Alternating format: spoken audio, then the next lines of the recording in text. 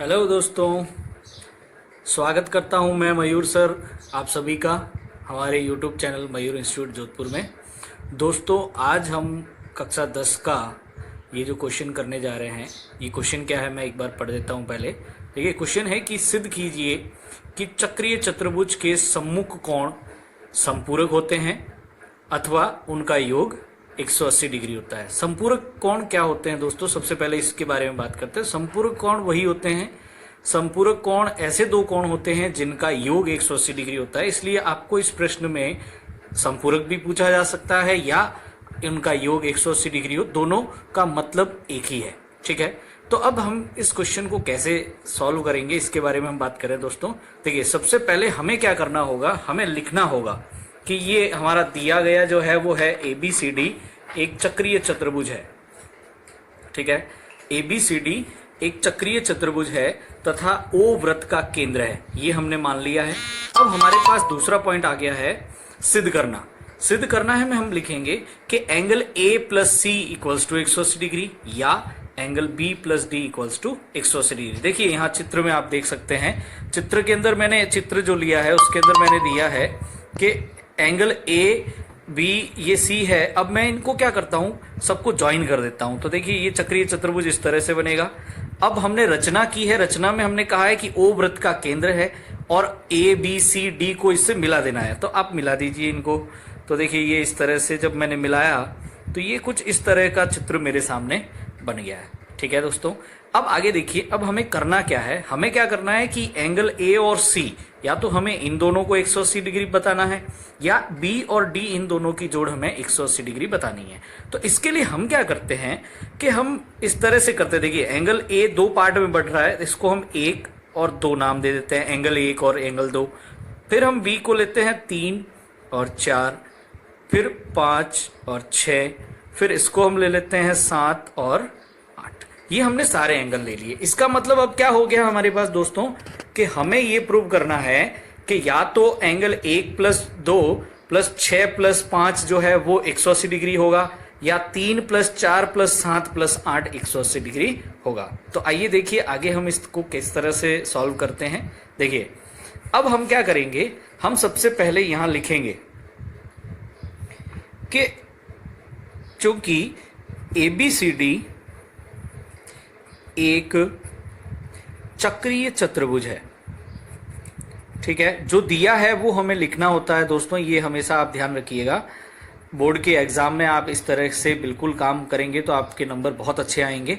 और इसके बाद हम लिखेंगे तथा O वृत्त का केंद्र है, O वृत्त का केंद्र है।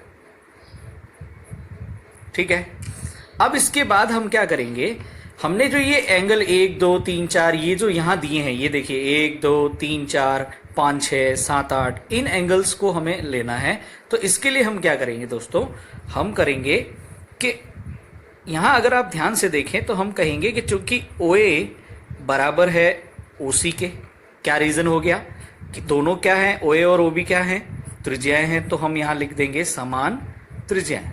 राइट, उसी तरह से OB और OD भी क्या हो गई, आपकी त्रिज्याएं हो गई, समान त्रिज्याएं। राइट, ठीक है दोस्तों, ये चीज समझ में आ गई होगी आपको कि OA और OB, OA OB OC OD ये चारों जो है वो त्रिज्याएं हैं। तो मैं ये भी कह सकता हूं कि OA बराबर OB बराबर OC बराबर OD, चारों इक्वल हो गई। इसको मैंने इक्वेशन नंबर 1 दे दिया है। ठीक है, अब हम आगे क्या करेंगे दोस्तों, हमें क्या करना होगा, आपको एक नियम समझना होगा कि हम जानते हैं एक ही वृत्तखंड में बने कोण समान होते हैं। ये एक थ्योरम है जिसे आपको याद करना है कि एक ही वृत्तखंड में बने कोण क्या होते हैं, समान होते हैं। अब यहां देखिए, इस चित्र को ध्यान से देखिएगा, तो यहां अगर हम देखेंगे तो ये देखिए, यहां से ये BC एक जीवा है, तो इस BC जीवा से एक कोण निकल रहा है जो है ये वाला एंगल BC से जो कोण निकल रहा है उस कोण का नाम क्या है, 7, कोण 7। इसी बीसी जीवा से एक और कोण निकल रहा है, वो निकल रहा है कोण 1। तो ये जो कोण होते हैं इन्हें कहा जाता है समान वृत्तखंड में बने कोण। तो इसलिए हम क्या कहेंगे यहाँ से कि एंगल 1 बराबर हो गया एंगल 7। समीकरण नंबर 2 हो गई है। फिर इसी तरह से एंगल, यहां ध्यान से देखिएगा आप दूसरी तरफ से, अगर हम वापस इसको देखें, अब हमने बीसी जीवा लिया, अब हम क्या करते हैं एबी जीवा ले लेते हैं। तो एबी जीवा से देखो एक तो बन रहा है कोण, इस एबी से कहां जा रहा है कोण नंबर 5, और इसी एबी से बन रहा है कोण नंबर 8, राइट। तो कोण 5 इक्वल्स टू क्या हो जाएगा कोण 8। ये हमने समीकरण नंबर 3 दे दिया है दोस्तों। अब इसी तरह से आगे देखिए आप, फिर हम क्या करेंगे दोस्तों, यहां से देखें, अब एबी जीवा और बीसी जीवा ले ली, अब हम ले लेते हैं एडी जीवा। तो इस एडी जीवा से अगर आप देखेंगे तो एडी जीवा से ये वाला कोण बन रहा है 3 नंबर, फिर इस एडी से ही हमारे पास बन रहा है 6 नंबर। तो हम क्या करेंगे, लिखेंगे आगे कि कोण 3 इक्वल्स टू कोण 6, इसको हम दे देते हैं समीकरण नंबर 4। और लास्टली इसी तरह से अगर आप देखें तो जो डीसी है हमारा, वो डीसी से अब देखिए यहाँ डीसी जीवा से कौन कौन से कोण बन रहे हैं, एक तो बन रहा है कोण 4 और एक बन रहा है कोण नंबर 2। तो हम यहाँ से क्या कहेंगे दोस्तों कि कोण 2 इक्वल्स टू कोण 4, इसको हमने कहा समीकरण नंबर। अब दोस्तों हम जानते हैं कि ABCD एक चतुर्भुज है, तो हम लिखेंगे, क्योंकि वी नो दैट, हम जानते हैं कि चतुर्भुज के सभी कोणों का योग 360 डिग्री होता है, जैसा कि आप सभी जानते हैं दोस्तों। तो अब हमने ABCD को क्या लिया है, एक चतुर्भुज लिया है। तो चतुर्भुज के लिए कौन कौन से कोण थे, यहां चित्र में आप फिर से देख सकते हैं, 1 से लगाकर 8 कोण लिए। इसका मतलब क्या हुआ दोस्तों कि 1 से 8 तक सभी कोणों का योग क्या होगा 360। तो angle 1 plus angle 2 plus angle 3, angle 4, angle 5 plus angle 6 plus angle 7 plus angle 8 equals to 360 degree. ये चीज क्लियर हो गई होगी दोस्तों, आपको उम्मीद कर रहा हूं। अब आगे देखिए, अब हमने क्या कहा, हम क्या कर रहे हैं कि हमें कोई भी एक चीज को प्रूफ करना है, या तो हम एंगल ए, इन दोनों को मिला के एंगल ए बनेगा, और इन दोनों 6 और 5 को मिला के सी बनेगा, 1 और 2 को बना के ए बनेगा। तो हमें ए और सी दोनों की जोड़ को 180 डिग्री करना है। इसका मतलब 1 प्लस 2 प्लस 5 प्लस 6 मिलके क्या बनाना चाहिए 180 डिग्री। तो हम इसी को लेके हुए चलते हैं। तो देखिए यहां से हम क्या करेंगे कि 1 और 2 को अभी हम छेड़ेंगे नहीं, तो एंगल 1 और 2 ऐसे ही रहेंगे, प्लस एंगल 3 जो है वो किसके इक्वल है दोस्तों, यहां देखिए समीकरण 4 में एंगल 3 किसके इक्वल है, एंगल 6 के। तो हमने क्या किया, एंगल 3 की जगह पे हमने लिख दिया एंगल 6, प्लस एंगल 4 किसके इक्वल है दोस्तों 2 के, तो हमने एंगल 4 की जगह पे एंगल 2 लिख दिया, प्लस एंगल 5 हमें चाहिए इसलिए हम नहीं छेड़ेंगे, इस एंगल 6 की भी हमें जरूरत है, हम नहीं छेड़ेंगे इन्हें, प्लस एंगल 7 यहां देखिए समीकरण नंबर 2 में हमें एंगल 1 और 7 इक्वल दिए हैं। इसका मतलब हम एंगल 7 की जगह पे क्या लिख सकते हैं दोस्तों, एंगल 1।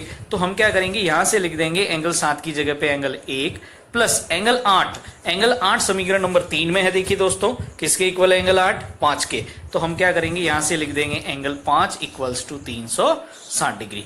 या आगे देखिए, अब एंगल एक ये रहा, एक ये रहा, यानी 2 हमारे पास एंगल 1 हो गए। तो हम ऐसे लिख सकते हैं 2 एंगल 1 प्लस एंगल 2 और 2, तो 2 एंगल 2 हो गए ये भी, प्लस 6 और ये 6, तो ये भी हो गए 2 एंगल 6, प्लस 5 ये रहा, एक 5 और एक ये रहा, तो 2 एंगल 5 इक्वल्स टू क्या हो जाएगा दोस्तों 360 डिग्री। या अब देखिए सब में 2 कॉमन आ रहा है, तो हम क्या करते हैं ग्रुप बना लेते हैं, इन 2 का ग्रुप अलग बना लेते हैं, इनका 2 का अलग बना लेते हैं। तो यहां से हम अगर 2 कॉमन लेंगे तो अंदर क्या बचेगा, एंगल 1 प्लस एंगल 2, प्लस 2 बाहर, angle 6 plus angle 5 equals to क्या हो जाएगा दोस्तों 360 डिग्री।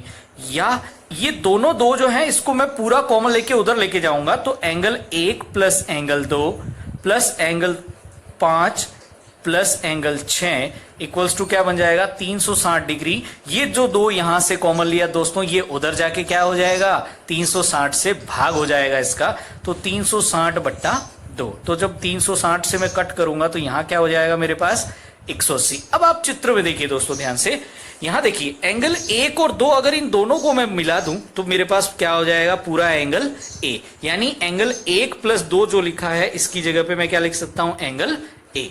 फिर प्लस, अब 5 और 6 के लिए चलिए देखिए, यहां देखिए चित्र में 5 और 6 जो है इन दोनों को अगर मैं मिला दूं तो क्या बन जाएगा दोस्तों मेरे लिए एंगल सी। तो एंगल सी क्या हो जाएगा 180 डिग्री, 180 डिग्री होगा दोस्तों।